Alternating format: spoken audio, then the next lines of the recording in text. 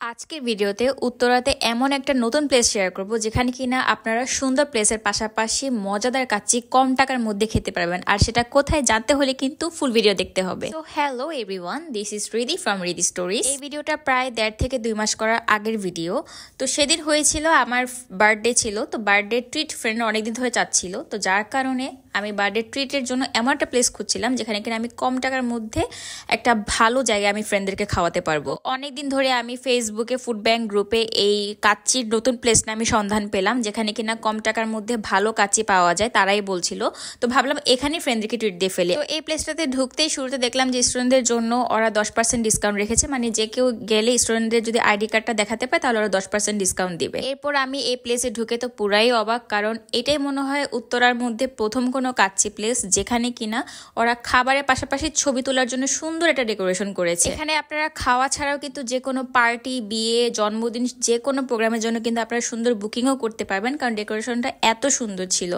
আর প্লেসটা মোটামুটি মিডিয়াম ছিল, বাট অনেক সুন্দর ডেকোরেটেড ছিল। পথে কাচ্চি এই প্লেসটার লোকেশনটা আমি অলরেডি বলে দিয়েছি, এটা হচ্ছে উত্তরা 13 নম্বর সেক্টরে। আর আপনারা যদি সহজভাবে জানতে চান তাহলে এটা একদম উত্তরা 13 নম্বর সেক্টরে যে পপুলার ডায়াগনিক সেন্টার আছে এটা একদম অপোজিটে, আপনারা এটা দেখতে পারবেন। এবারে আপনাদের মেনুটা একটু দেখিয়ে দিচ্ছি।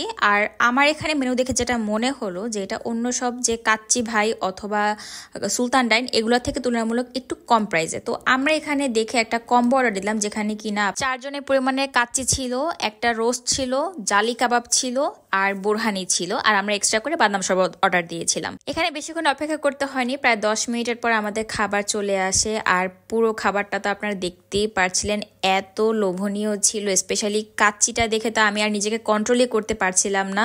সারাদিন ক্লাস করে অনেক ক্ষুধার্ত ছিলাম, তার মধ্যে যদি এরকম লোভনীয় কাচ্চির সামনে থাকে তাহলে বলেন তো নিজেকে কন্ট্রোল করা যায় কিনা।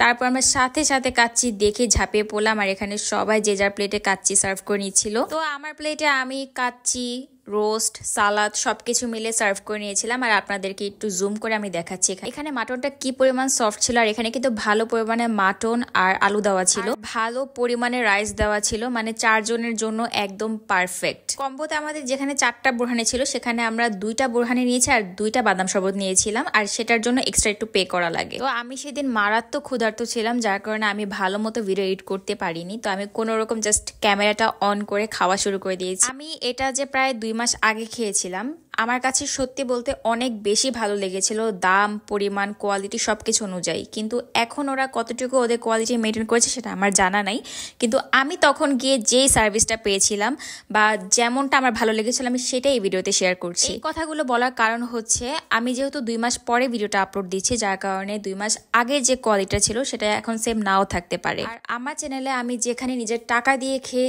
ভালো সার্ভিস পাই অথবা যেখানে খাবারটা আমার ভালো লাগে আমি সেগুলোই আমি শেয়ার করি। ইভেন শুধু ভালো দিকগুলো না, আমি খারাপ দিকগুলো আমার চ্যানেলে আমি শেয়ার করে থাকি। আশা করি আপনারা এই জিনিসটা বুঝতে পারবেন। আপনারা তো ভিডিও দেখতেই পারছেন আমরা সবাই খেয়ে একেবারে শেষ করে ফেলেছি, কারণ কাচ্চিটা এতই মজার ছিল। তো খাওয়া শেষে আমাদের বিলটা এসে পড়লো, আর আমাদের টোটাল কত বিল আসছে সেটা আমি আপনাদেরকে দেখিয়ে দিচ্ছি। তো দাম অনুযায়ী এখানে আমি কাচ্চি, রোস্ট, জালি কাবাব, বাদাম শরবত, বুরহানি সবকিছু মিলে আমার কাছে এটা রিজনেবল মনে হয়েছে। আর খাবারগুলো প্রত্যেকটা আইটেম আমার কাছে একদম 10-এ 10 লেগেছে। তো আজকে এই ভিডিওটা এই পর্যন্তই। আশা করি আপনাদের কাছে ভালো লাগবে, এন্ড ভালো লাগলে অবশ্যই আমার চ্যানেলটি সাবস্ক্রাইব করে দিবেন।